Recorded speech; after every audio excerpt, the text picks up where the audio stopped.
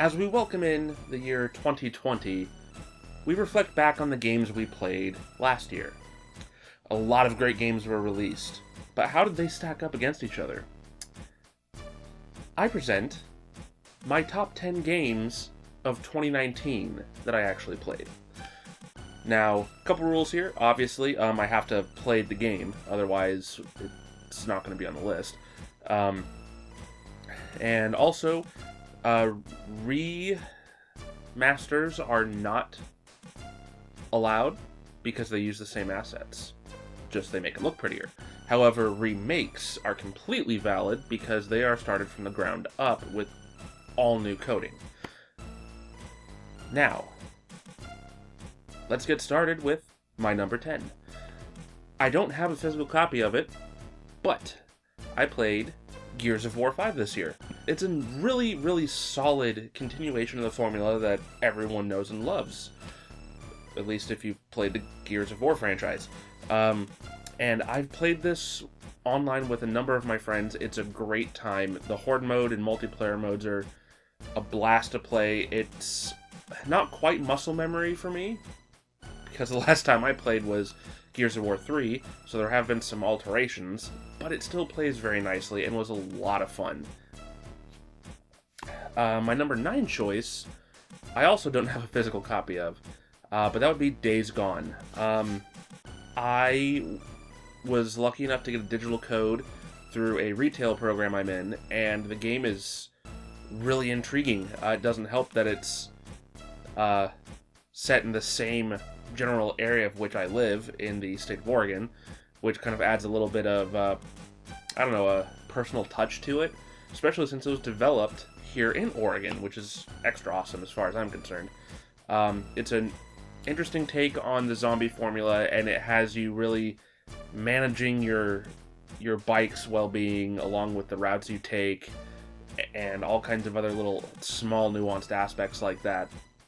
How you choose to approach things in different ways. It's a lot of fun. It's obviously not for everybody because it has that same rhythm that Far Cry. It's got a similar rhythm that Far Cry has. A lot of games have this kind of open world find posts setup, and it works well though in a post-apocalypse setup like this. So I would definitely recommend looking into it. Now, my number 8 choice this year was for the Nintendo Switch, and that'd be Daemon X Machina. If you are a fan of Armored Core, this is a game to snag, man.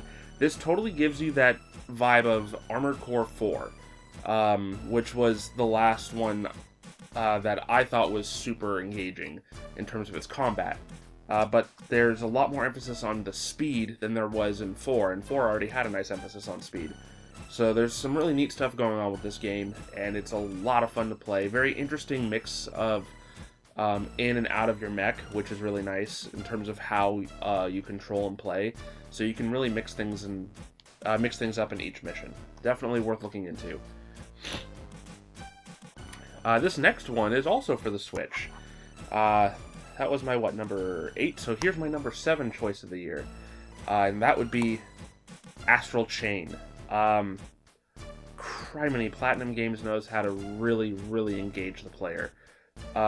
This is a fantastic action game, and it has one of the strongest openings to a video game in a very, very long time. Opening credits are worked in with your gameplay, very fast-paced. There's a lot of good going on here. It does take a little bit of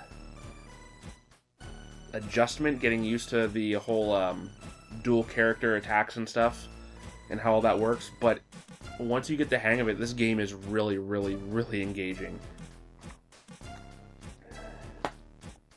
Number 6 for the year, Dark Pictures' Man of Medan.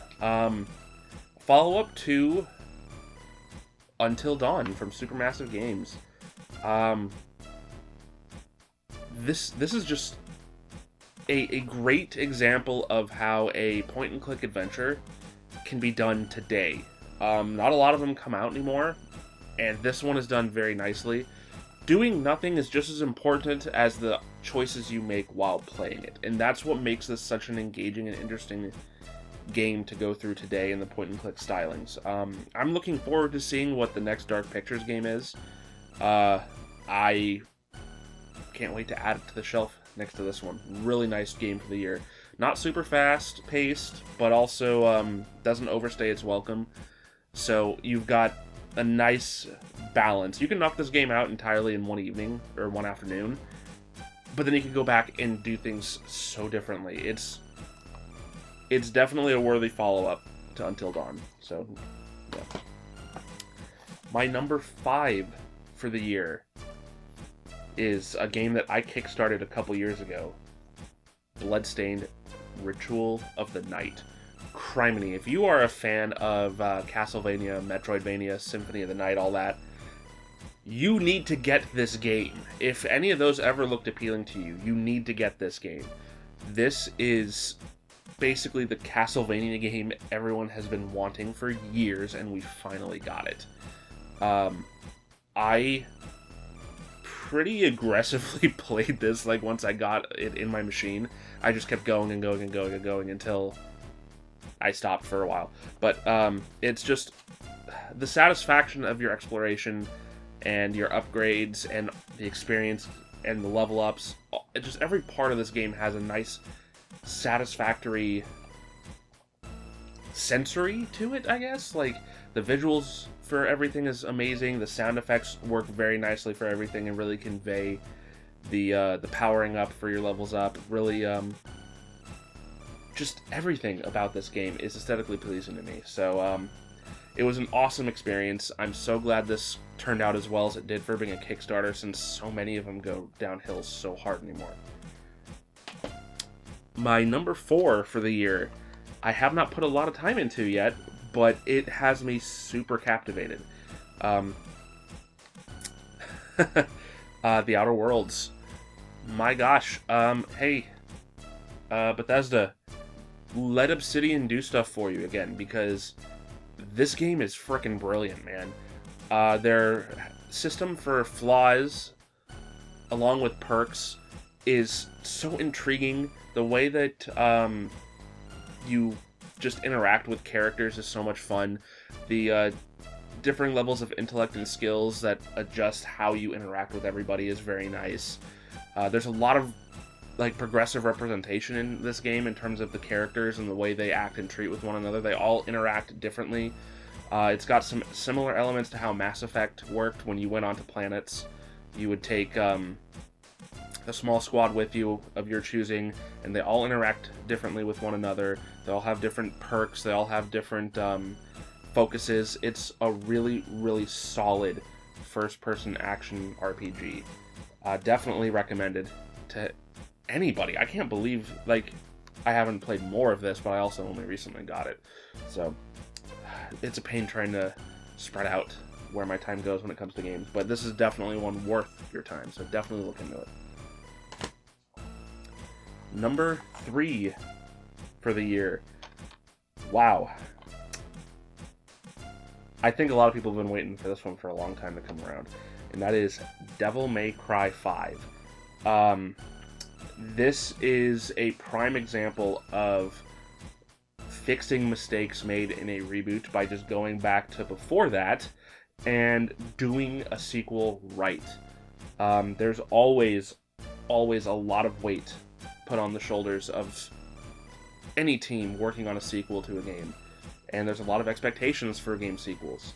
This game delivered so nicely and was just a beauty to view. I mean, my gosh, the RE engine is borderline perfect for so many games. I mean, this is just going to show how versatile Capcom's engine is, and I'm glad they're using it for so much. The characters all feel amazing to play. They all play quite differently from one another, and it's very refreshing jumping between them to really just mix up the way you play and really challenge your creativity in your combos. So, I mean, now is an amazing time to get into Devil May Cry, because 5 is a fantastic sequel. My number 2 for the year is one I didn't expect, actually, and is also a sequel. Excuse me, I'm a little ill lately. Pokemon Shield. Wow. So there's a lot of, I want to say, controversy with this one. A lot of people were very upset by the Pokedex not being complete, not having a national dex, and I understand the issues with that. For me, if they were going to not do a full national dex, they should have made every single Pokemon in here be all new ones. Do what they did with Black and White. It's like a complete fresh slate start where you're not getting any of the fan favorites. You're just getting all new creatures. But I understand why they didn't do that.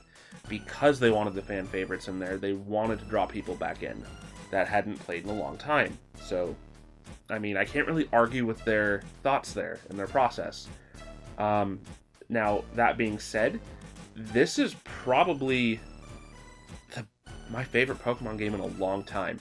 I have purchased and played every single Pokemon game since their release. And the last one I actually played all the way through before this one was Pokemon Diamond. That was the last one that I actually finished before this one. I finished this one almost right after I got it. This game is handled so brilliantly. It follows the formula everyone knows, but with the right adjustments to it to really make you kind of want to keep going with it. Your rival isn't nasty or mean and isn't just a supporting character. They have depth to them and they grow as a character as you play. The professor doesn't give you your Pokemon at the beginning. The champion does, establishing a bond with you and your rival right away. It's like a trifecta that works very, very nicely as the progression of the story goes. Gyms are presented as a massive televised spectacle, as they should be. You have a crowd roaring and cheering you on as you fight. It's a seriously well-delivered Pokemon experience, and anyone who's still thrashing on this game because the dex isn't fully there needs to get the hell over themselves and give the game a chance. It's seriously good. And my game of the year for 2019 is hilarious to me. Simply because it came out at the beginning of the year, and it has stayed my number one all year. And that is Resident Evil 2 Remake. Much like how a sequel will always have a lot riding on its shoulders, I would argue that a remake has far more going against it, simply because you're not just expected to deliver the next entry in the franchise and do it right. With this, you're not, with a remake like this, you're expected to deliver enhancements, much like you would with a sequel, but also stay incredibly true and faithful to the source material that you're deriving this from, and to elevate it to new levels. And as far as I'm concerned, Resident Evil 2 Remake hands down redefines what it means in terms of quality for a remake, much like the first remake of Resident Evil 1 did. Just there's so much about this game that I could praise nonstop. I platinumed this game, and I don't often seek platinums in my PlayStation games. This is, as far as I'm concerned, a masterpiece of the generation, and it is, hands down, my favorite game that I have played in 2019. Now, with that being said, there are a lot of games I did not play in 2019 and really wish I had. So if you didn't see a game that you would have expected to be on here, well, guess what? I actually didn't play it yet. Now, fret not, because I will have a list for my top 10 games of 2019 that I did not play and should have. So that's all, guys. Thanks for watching. If you haven't already, please subscribe to the channel to stay up to date with all of our latest videos, as seldom as I post them, from Let's Plays, pickups, reviews, and count lists, just like this one. As always, guys, thanks for watching, and we'll see you next time.